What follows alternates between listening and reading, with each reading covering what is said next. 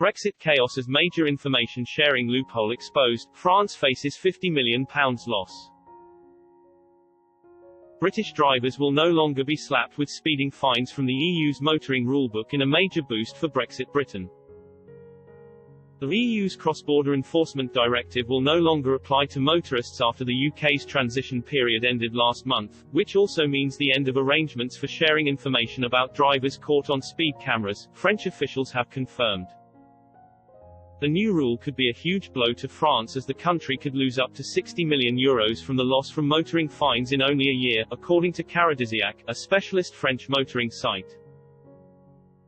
Hundreds of thousands of Britons have been fined over the last few years, with France being Europe's most popular destination for British drivers, as fines can range from €135 to €1,500.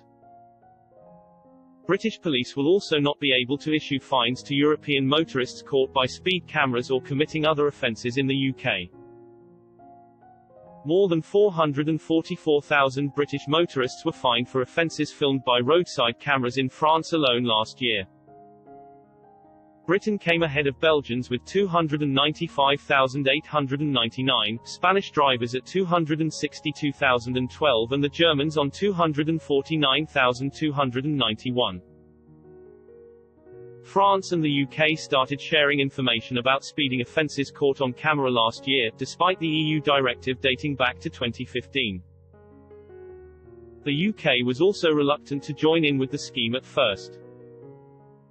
This was due to fears that the cost of being part of the system would end up being higher than the income from drivers from overseas being fined in the UK.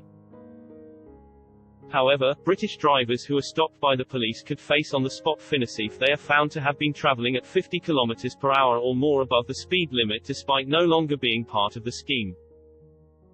In more extreme cases, people's cars could also be seized.